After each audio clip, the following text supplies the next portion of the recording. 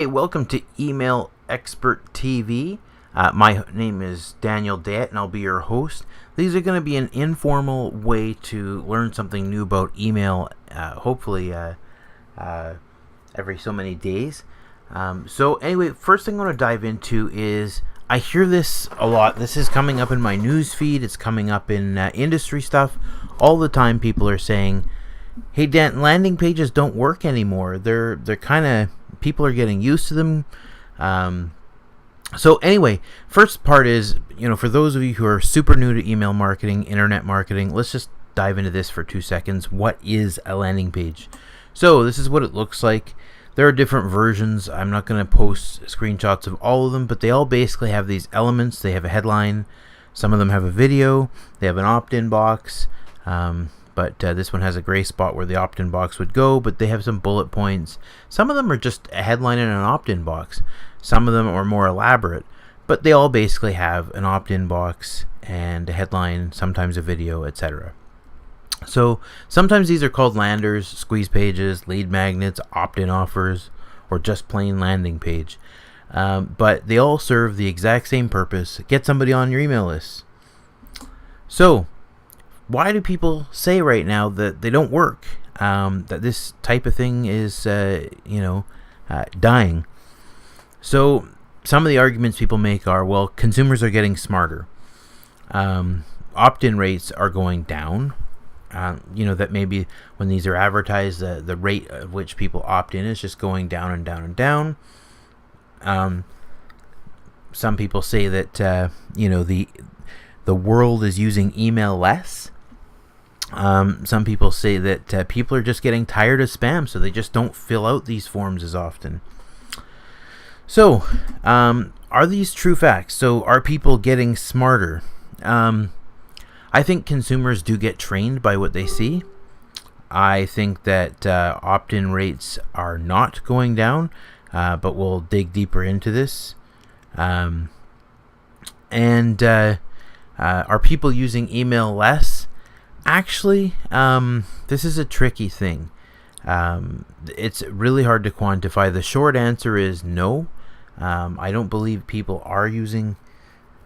well, actually, that's not totally true. So this is a tricky part, okay? So are people using instant messaging platforms like text message, Snapchat, even Instagram, as weird as it is to use as a messaging platform, but some people do, I do. And obviously Facebook Messenger. Yes, those are being used to replace quicker conversations. Even Slack is kind of killing off some email use in corporate environments.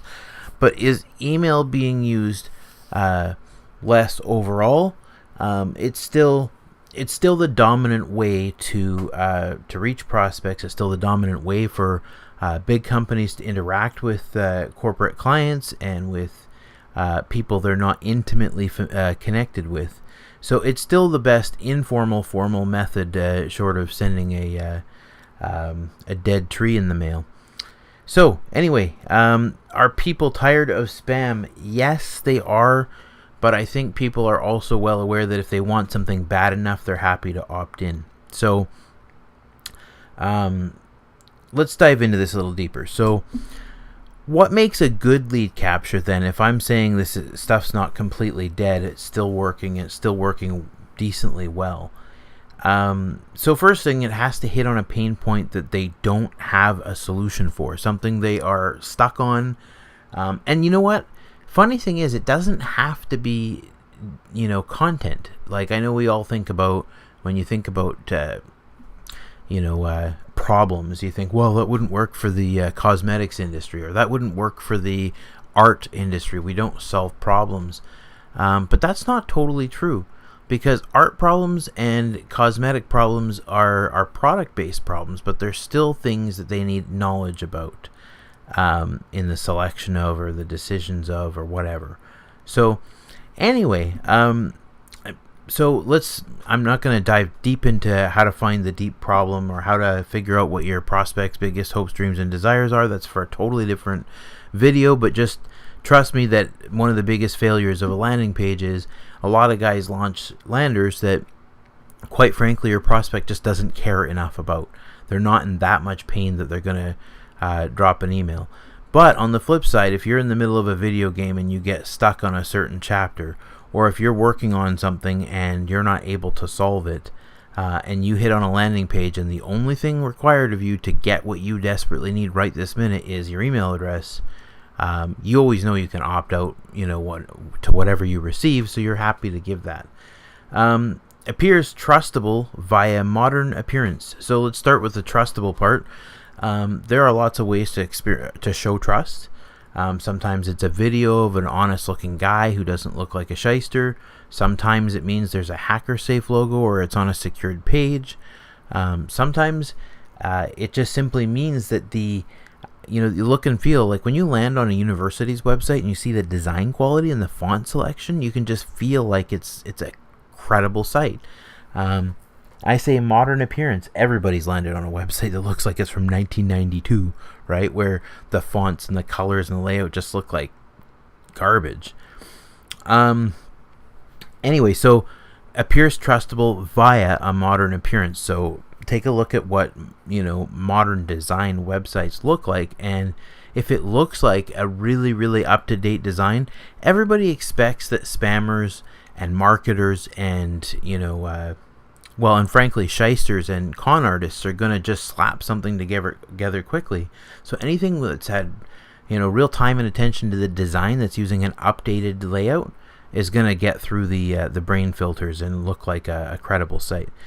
Doesn't appear to be something that they've gotten screwed on before. I hate to use that language, but the fact is that if a squeeze page looks like internet marketer shysterish stuff, obviously it's just not going to work.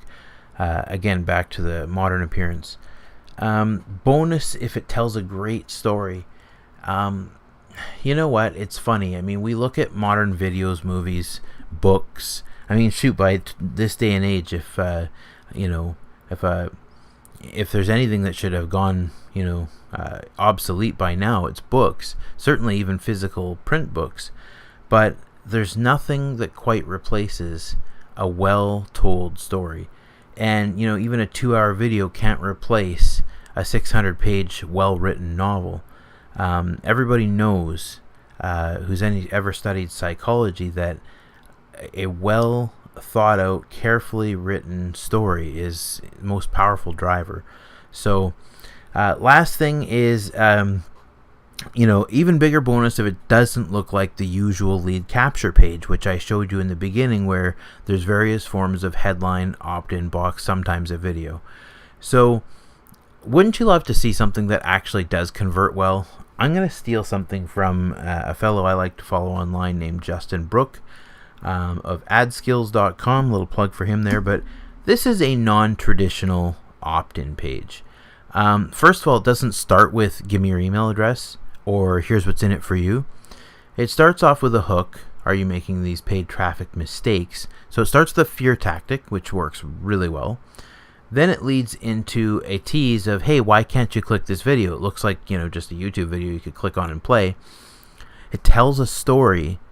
But what's interesting is, is the opt-in offer like get these sketchy 67 plus bonus tips, blueprint or whatever, all those salesy skeptical stuff? No, it isn't. It's just lesson 11. Get lesson 11 of the such. This is also called the bucket funnel. Ryan Dice back in the day used to create these marketing funnels where what they would do is they would give away really cheap or sell like lesson 3 of a big course. And then afterwards, when you find out, well, hey, if that was lesson 3, this was incredible, what does the rest look like? That's, I think, why he's doing lesson 11 for free, is that, if you see what lesson 11 looks like, you're going to wonder, well, hey, back to the fundamentals. What was, the fundamental thing? So it offers real content in the opt-in. Internet marketing has evolved dramatically. So we started off back in the day. I remember teaching people just to put a newsletter sign up on their website, and it didn't even have to offer them anything for it. You could literally just get people to sign up by saying, subscribe to my newsletter. Here's the, first name, last name, and subscribe button. And people just wanted content. So like if you were a dog lover and you hit a dog website, great, give me your newsletter. You're a sleep expert. Great, give me your newsletter. And everybody wanted newsletters, and you didn't need to have an opt-in offer. And then we saw the free report thing happen when newsletters stopped working as well, and people were giving a free news or free reports, and now everybody's kind of used to, well, everybody's going to cheat and just do a one-page report. Who wants to give away their email address for one single page? So then we saw people create software and membership sites and all kinds of things to give in return for an email address. And some of that, even to this day, is still working. But I think it comes down to the core driver of, are you reaching people who have a void or a hole that needs filling with a product or a service or a piece of knowledge? Are you hitting them in the product life or the prospect cycle of when they're going to need it? I was using this example earlier today talking to a client where I said, if you tried to offer a house to a guy who was just graduating high school, the guy would be like, first of all, I can't afford the down payment. Second of all, I don't really need a house right now. And then, if you offered him the same thing at age 70, he'd go, well, I'm actually thinking of selling my house or maybe double mortgaging it and seeing the world, tired of owning a house. So there's a sweet spot somewhere in the middle, right? Either just before they get married or after they have kids, where they're going to want to buy a house. And if you're not hitting the prospect at the life cycle spot where they're most likely to want the product, you're wasting your time. Sometimes the prospects are a little bit cheaper if you hit them just before they become a consumer, sometimes in marketing speak called a presumer, which is where maybe you hit the college person, using the real estate example again, with some education-based marketing, and then of course drip on them until they're ready to buy. But either way, getting back to the point here, so this method of collecting leads via a single page with an opt-in still works. It does make sense to use things that people aren't expecting, something modern and updated, and it still makes sense to have the right the right flow. So number one, you do need to be advertising it in the right places where you're going to hit the life cycle of the prospect in the right spot. Secondly, you do need to have a good hook, something that they actually need and they want to know. And thirdly, you do need to have it look modern. It cannot look like everybody else's squeeze page, or it's most likely not going to work. So is it dead? No, it's not dead. So subscribe for more like this. I'm going to be doing other videos like this, but hopefully this little marketing minute, if you want to call it that, is going to help you in your marketing, and we'll be doing other topics as well, so stay tuned.